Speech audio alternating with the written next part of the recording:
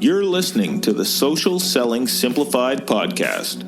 Stick around if you too are obsessed with learning things that actually work and believe that success leaves clues. We're all about identifying results-producing roadmaps and getting super clear on how to scale and grow your online business. From part-timer to president, social selling expert Ashley Shaw will help you connect the dots and take the guesswork out of what works to grow a social selling empire. It's time to hear from social selling legends, listen in on truthful conversations, and learn the best tips and tricks to reduce the marketing overwhelm so you can build the social selling business of your dreams. If you're ready to go all in, no holding back, and build the business you've always wanted, you're in the right place. Here's your host, educator, social selling guru, and fitness industry OG, Ashley Shaw. Welcome to Social Selling Simplified. I'm your host, Ashley Shaw, and today I have Melissa Maloney here. And Melissa is the founder of Happy Leader Enterprises and the co-founder of All Women Lead. She's developed a passion for helping others find happiness at a young age and now helps leaders do the same. As a child of adversity, Melissa had used her personal story to impact the lives of others, and she's so passionate about empowering women and youth to achieve more. And there couldn't be more perfect timing for this podcast to happen, this episode to come out. So thank you so much, Melissa, for being here today. Thanks for having me. Yeah, my pleasure. So I wanted to first jump into finding out a little bit more of your story. So Melissa and I, just to give all our listeners here a bit of a background, Melissa and I used to work together in the corporate fitness world, and Melissa has really gone on to use her passions to impact the lives of others through being the founder of the Happy Leader Enterprises. So I really wanted to dig into how this came about and how helping people in this way and empowering people became a passion for you. For sure. It's funny because I've always wanted to help people. When I say that probably started when I was about 14, and I've just always made the choice to be happy myself. And people sometimes say it's fake, but it is actually authentic. And I really never understood why other people would do things in their lives that made them unhappy. And so it led to me starting my career in social services. And then I accidentally fell into fitness. But again, that same passion towards happiness has always been something that's driven me. I wanted my staff to be happy, and I wanted the people who worked for me to be happy, and I wanted the members to be happy, because I just really, truly have a passion for helping people find fulfillment and satisfaction in life. And so what do you think led to this in terms of, I guess, your personal story? You said at 14, this sort of light bulb went off. Why do people lead unhappy lives? Was there anything that happened for you that sort of brought that out? Yeah, definitely. I didn't grow up in the best of households. My dad left when I was 3. My mom was diagnosed with cancer when I was 8. She died the same year. So then we moved back in with my dad, who we didn't know. And like a lot of people, I grew up in a household with an alcoholic father, and he was abusive. And I always say he was mean. And he wasn't a great guy. And I struggled with that when I was younger, but I always stood up to him. It was something, I don't know why I did. That's the piece I can't explain, but I always stood up for him. I always fought for my sister and my stepmom. And at 14, I moved out because I made the decision that I wasn't dealing with it anymore. And again, I don't know where I got the courage to do it. I don't understand it. I just knew it wasn't right, that I have a really high sense of justice, and I knew it wasn't right that was what was happening. And so I left, and it's funny, I never even thought twice about it. I worked full time all through high school, and I just did what I needed to do. What shifted for me as I got older was my initial intention was to prove to him I didn't need him. And as I got older, I realized that wasn't a healthy thing to keep doing. And so then it became, what is this actually about? But I really, truly, it led me to have such a high sense of helping people take ownership in their lives and not settle and not feel like and not play victim to circumstances, because we do have a lot of power and control. And by no means do I want anybody to have the life that I had growing up, but I also don't want people to feel stuck in their lives. So I use my story when it helps to help people realize they do have more power and control than what they think. Wow, that's an incredible story. And I really appreciate you sharing that with me and our listeners. I think sometimes our stories are what connect us. And oftentimes people just hearing that story will see something in themselves. And that emotional connection helps us push forward and make those decisions that, help better our lives. So I think, the sharing of stories is so important.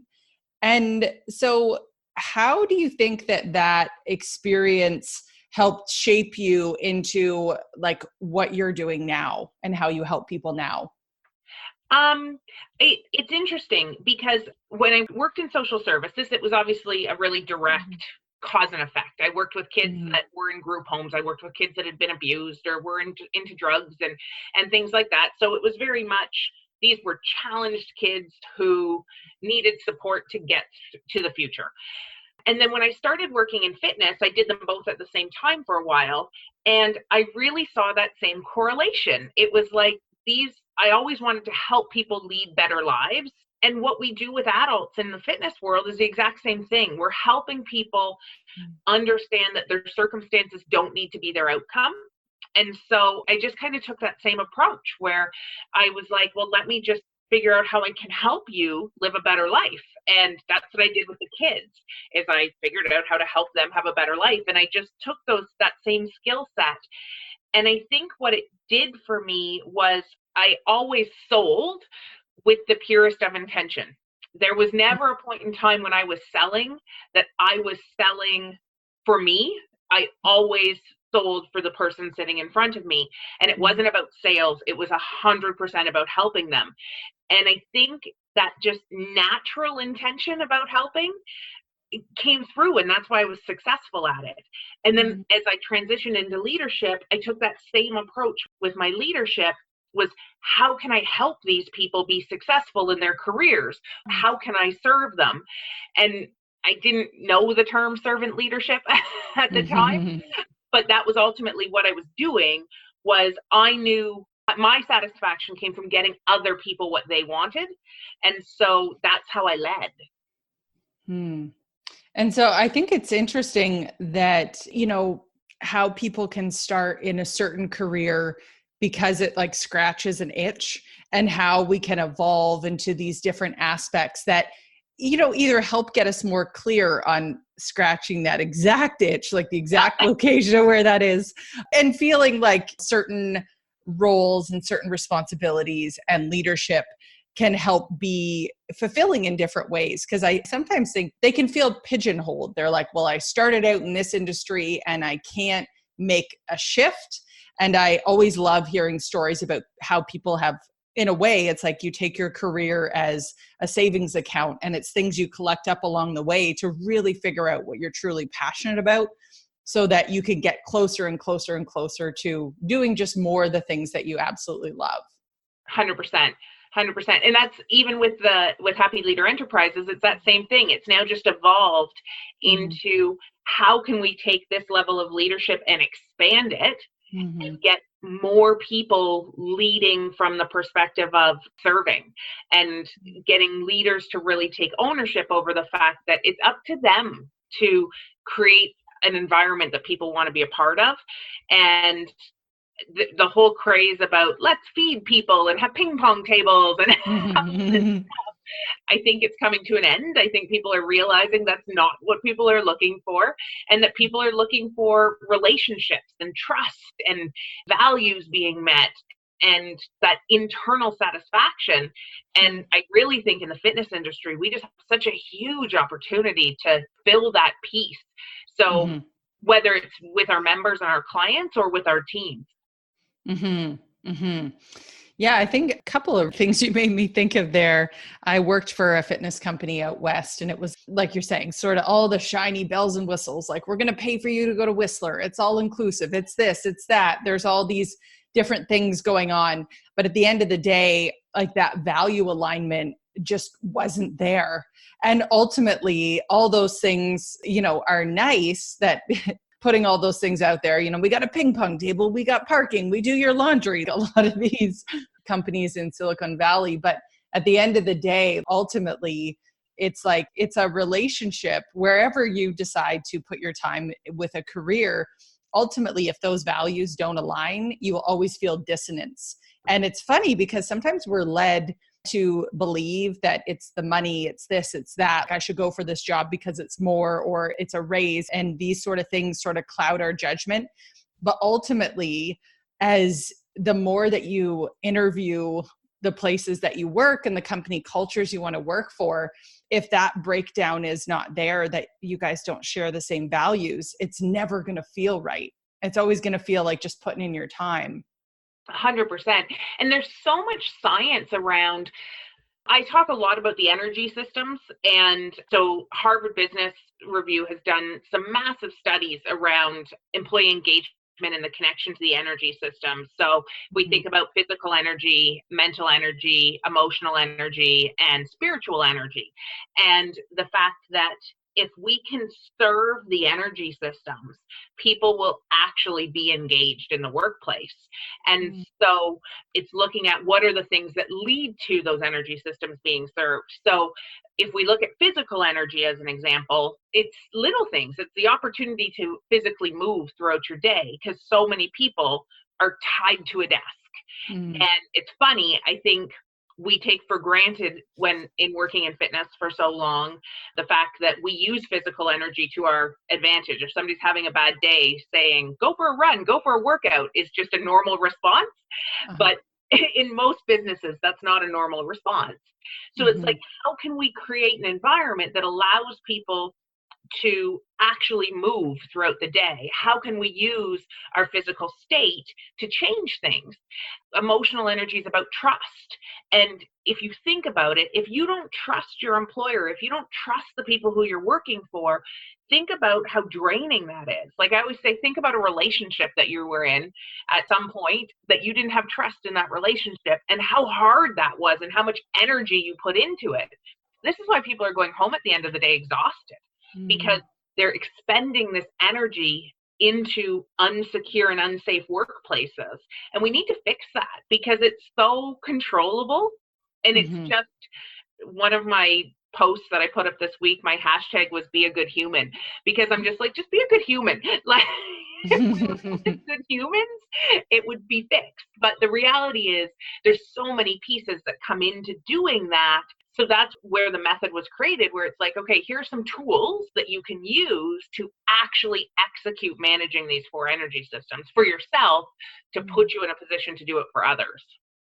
Love that. Okay. So we've got the physical energy, we've got emotional energy. What are the other 2? I know you said spiritual was one. Spiritual and mental. So mental energy, it's the ability to actually prioritize tasks and to actually have time to focus on the things that are most important.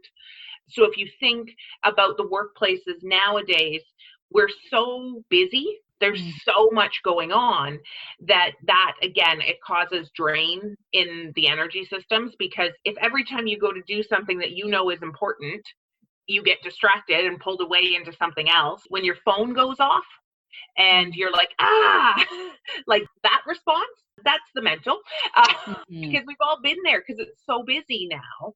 And then the spiritual is the connection to the mission and purpose, and actually understanding the value of what you do and connecting for people the value of how they serve a customer, and really helping people understand that. Wow. So interesting. So with these 4 energy systems, then when they get into alignment, what happens? Like, what is the benefit of all those 4 things being in alignment? If we can help people, I always say start with yourself. If we can help satisfy those 4 energy systems for ourselves, that is actually going to put us in a position to still have energy left at the end of the day. Okay. I always say, if at the end of the day, when you're done your work day, you have nothing left to give, there's something broken in there. You shouldn't be so spent and exhausted at the end of the day that you have nothing left to give. And this is what's happening in society now, is they're exhausted. And so they're so tired, they're going home, whether it means they're crashing on a couch for the night or they're not playing with their kids, and then they feel guilty. And then it's like this whole vicious circle. How do I get out of it? And I talk about the energy systems initially as a self-management system, because we have to, as a leader, and we've all been there, we can remember those. I should clarify, I define leadership as anybody with influence over other people. So that's parents, that's coaches, it's personal trainers. It doesn't need to be somebody with a leadership title. And if we think about it, if we're not in the position, if we're not maximizing our own energy systems, how do we have energy to give to other people? Like, we can't give it away if we don't have it ourselves. And again, I had a lot of stuff happening in my life last year, and I teach fitness classes still. I had to stop teaching because I needed my workouts to be about me. I didn't have the energy to give to the people participating in my class because I had nothing left to give. And so it's recognizing those things in ourselves, that we can't lead if we don't have any energy to lead with.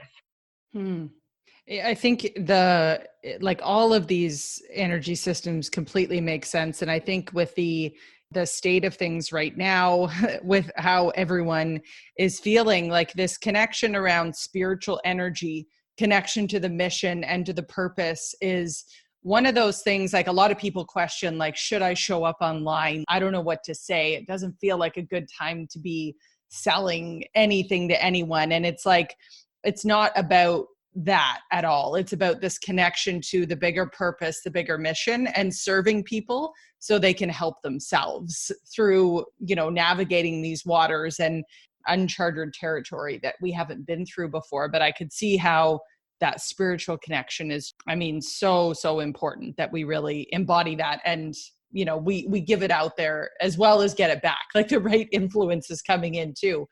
Because I'm sure there's, many things you can put on the news and listen to that drains that energy just as quickly. It's so hard right now. Like, I'm watching people right now, and it's like, no, I don't think anybody knows what to say. And it's hard. It's none of the word unprecedented has probably never come out of my mouth so many times as it has in the last week. And I just think the reality is, especially right now, people are scared. Unknown is more than what it's ever been, where we don't know what's going to happen. We don't know what's going to happen tomorrow, let alone today. And when we think about what that does for us mentally and spiritually, we're going to have less energy to give, because those are all things that cause us to, like, that level of worry, that level of stress all drains us. I have on my website, it's a productivity calculator, but it's ultimately an energy calculator. And one of the things I'm big on is we have to do more things that fill us up with energy every day than things that drain us of energy. So we've got to look right now and recognize that if we're being drained right now, if our cell phone battery is almost empty, what are we doing to charge it back up? And so, and it's doubly hard right now because we're telling people to stay away from people. We're telling people to not do those things. So I really look at it as leaders and as people who have social presence. Somebody has to be the person putting out the messaging around belief and around trust and around, like, taking care of yourself. And somebody has to take control over that positive messaging to help fill people back up right now. And so I'm watching my tone, but I'm still putting out positive messages every single day, because I think people need to hear it and they need to believe that we're going to get through this. Absolutely. It reminds me too of Maslow's hierarchy of needs, where that basic human need for survival, I can only assume on that chart of needs, of when we look at that, the ones around, survival, being able to pay the bills, all of those things are much more of an energy consumer versus once you get to the higher levels of being able to focus on the nice things of purpose and all those other things. So there's probably a bit of that shift going on as well for people.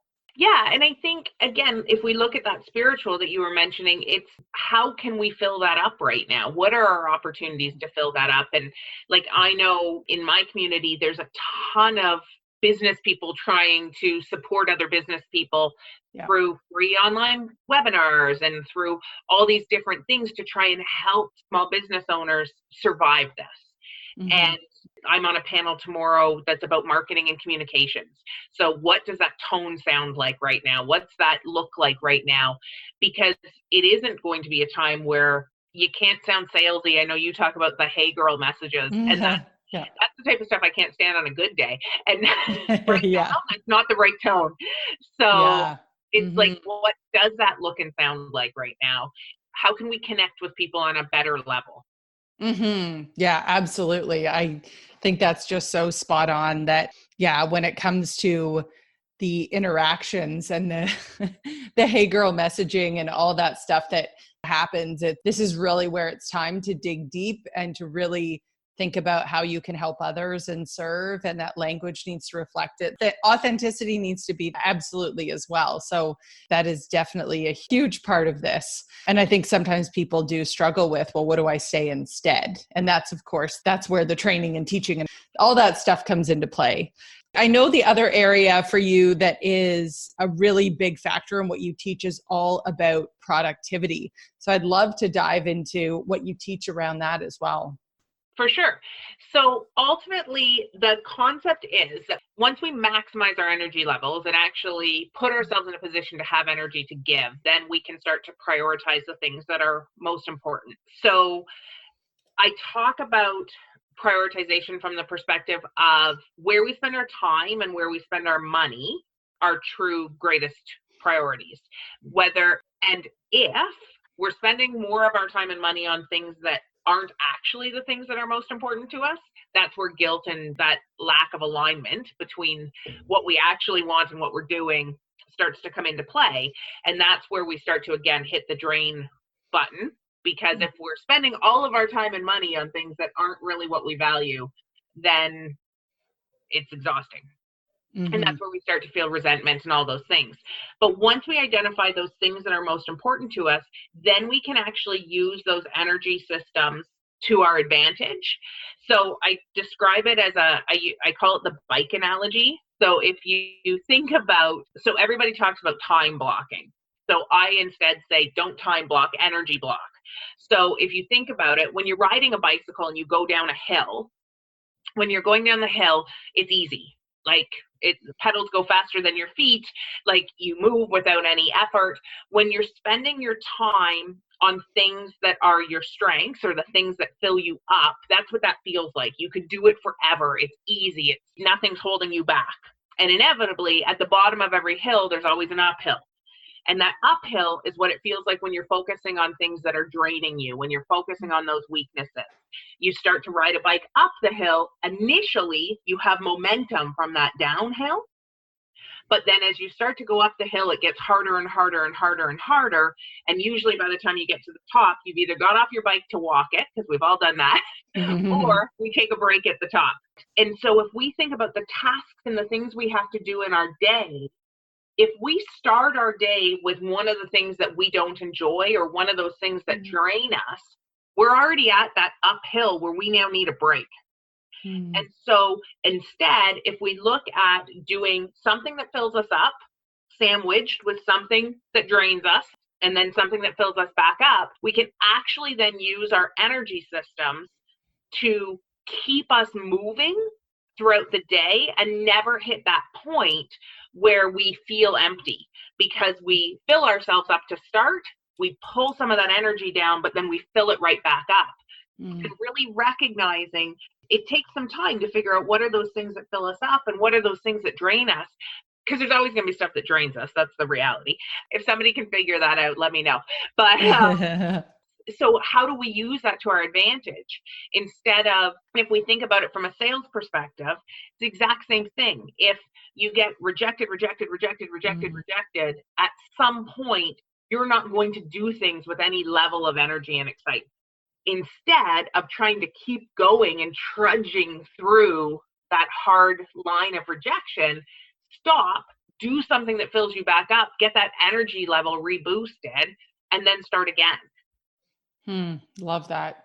Yeah, I've heard these theories before of get up in the morning and start with the hardest thing. And that just felt so brutal to me, thinking that's the last thing I want to do. I time block in the morning for meditation, reading. I used to I think a lot of us probably wake up and check my phone, which was a total energy suck, especially when you're dealing with customer service stuff, or you're jumping right into your inbox to see how should I feel today and all that stuff. And as soon as I blocked all that out, and decided to focus on, okay, I'm going to get my workout in, I'm going to do my meditation, I'm going to eat breakfast, I'm going to do this. It just really changed that energy I had to tackle the rest of the day. I noticed a big difference with that. So I'm really glad that you said that, because I think that that's a really, success always leaves clues. And this is one thing I found in my routine that has made me feel a lot better about the rest of the day. Yeah. And it's even like at the end of the day, don't finish your day with a down. Because if you finish your day with that thing that drains you, no wonder and this is a good tip even for clients, right? Like if you're finishing your day with a down, no wonder nobody wants to go to the gym at the end of their day. Yeah. It's way easier to go home and sit on the couch if the last thing you did took so much effort that you were then exhausted. It really is recognizing our bodies are energy and using them to affect our state and using them to affect our mindset as well. Like you picture somebody like a Tony Robbins, when he's getting ready to go on stage, he's jumping around like a crazy man. He's physically pumping himself up and changing his state. We can do the exact same thing throughout our day. And that's why we need to move. They say it's every 90 minutes. So every 90 minutes, your body naturally goes through an ebb and flow of energy. So every 90 minutes, if you can move every 90 minutes, you're much more likely to stay filled up. And I think, so from a productivity standpoint, where all of this comes in is if we can eliminate the amount of time that we're distracted, and if we can eliminate the amount of time that we're off focus because we're drained. You think about when you're drained, especially right now as everybody's working from home, you start to get distracted and drained. It's like, oh, maybe I'll go get a snack. Oh, maybe I'll look at my phone just for a second. And all those things start to happen that then pull productivity down. If you can keep yourself in a state of focus, you're going to get more done, so that then when you leave work, it's done. Like that's my ultimate goal, is that when people go home, they can shut it down and they can actually take time to properly renew. Because right now, that's not what the world we're living in. Yeah, for sure. And that's a big switch, going from being in an office to then all of a sudden working from home. That is definitely something, it doesn't always come naturally with the boundaries. And I think that brings up my next point about strategies. So what are some of the strategies you use for, I guess, the strategies for increasing your productivity? So one of them is obviously the energy blocking. So I'm a big believer in, I call it scheduled strategy.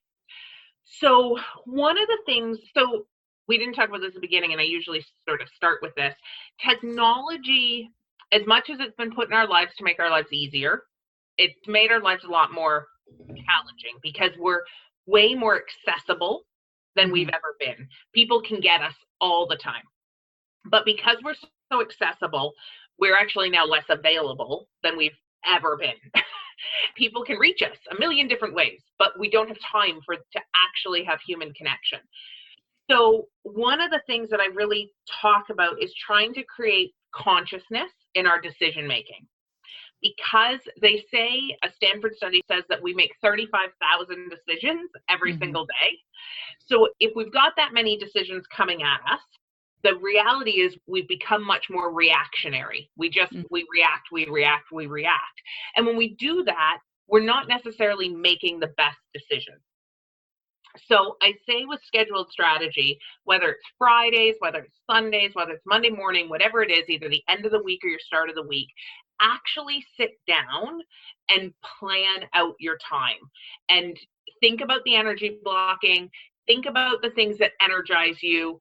So I always say, start with you, put the you stuff in first, schedule those things out. Once you do that, then schedule out your most important things. The tools that I teach around prioritization and identifying what are those most important things. You schedule those things out next. And it's not that you're going to stick to the schedule, because that's not reality, but it is about slowing it down enough that if you were to call and be like, hey, Mel, want to do dinner tonight? If I know I've got a schedule, I have to actually stop and look at it. And now I'm making a conscious decision as to whether or not this is the best choice, and does it outweigh the priority that I'd already booked in. And you know what? Sometimes I might drop something that's important to me to do something that might not be as important what I initially planned. And that's okay, but it's a conscious decision. We're so fast right now. We need to create ways to slow ourselves down. And so that's one of my biggest strategies that I teach around that is book it out, not with the intention of being written in stone. It really is about just creating consciousness for yourself so that you can make the best decisions that are actually decisions. Wow. Yeah, I really like that. And I've heard actually Pat Flynn talk about setting a timer throughout his day, just as a reminder to be like, am I working on what I said I would? And it's not a slap my own wrist here, but it's more that consciousness of what am I really doing right now? I love the idea of, I remember back in, I guess it would have been 15 years ago now, I read the book, The 4-Hour Work Week by Timothy Ferriss. And this was when Bill and I had made this decision, like, okay, we're going to rent out our house. We're going to move to Vietnam. This is what we're going to do. But it came from this idea that not everybody in their work week takes 40 hours to accomplish the same tasks. And when given a time limit of, I have this much time to accomplish this, and then when the bell goes off, that's it.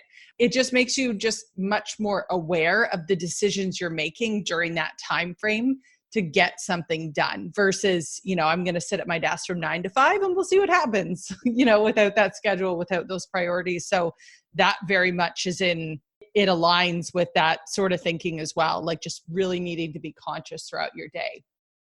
100%. Yeah. And I just think we just need those little triggers that are going to get us it's just bringing things into consciousness, because we just go. That's the reality. I always talk about the fact that it's busy has become a badge of honor for some reason. How are you? Busy. What's going on? Oh, I'm busy. Like, I don't even know what busy means. But we all know people who are always busy, but they don't actually do anything. And I really think we need to move away from being so caught up in being busy and actually be fulfilled and actually be satisfied with life. And if we're so busy that we don't have time to do those things that bring us fulfillment and satisfaction, why? And I'm a busy person, 100%. Like I wear lots of hats and I do lots of things, but I do things that fill me up. I do things that I get satisfaction from. So, but I know there's a whole other group of people who don't have enough hours in their life to do the things that they're getting satisfaction from because they're so busy doing the things on the checklist to the adrenaline feeling of checking something off. But we tend to check off the easy stuff, not the most important stuff.